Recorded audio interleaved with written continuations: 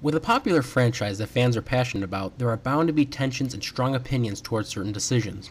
With the current direction and writing of the Halo franchise ever since 343 took over, and even for some people when Bungie ran things, there will always be that group of fans that will say, "Oh, well the franchise is going to die."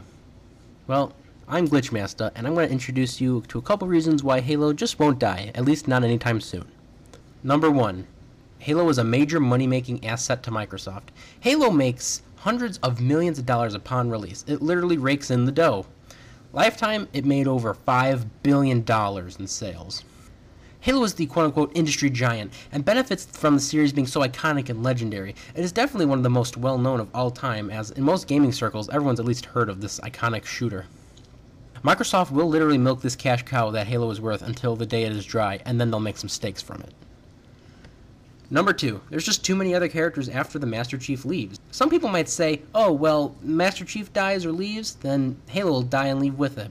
That's not entirely true. A lot of people list Halo Reach as, well, as their most favorite Halo game of all time, and that really had almost no Master Chief aside from one of the firefight voices. With all the characters from when Master Chief leaves off, they can easily pick it up.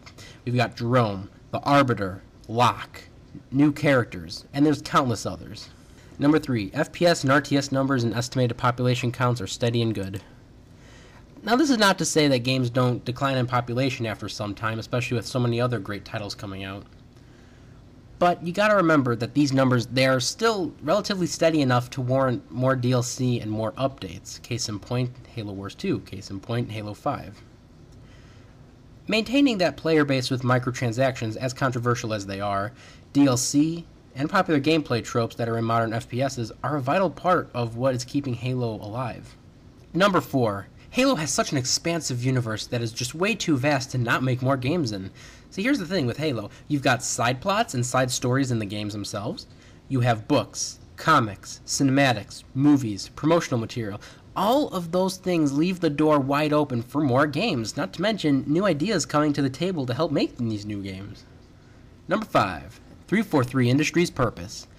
343 is definitely a major entity for Microsoft as they work on Halo, and only Halo. That's why 343 is there, because without Halo, what is the point of having a 343 Industries around?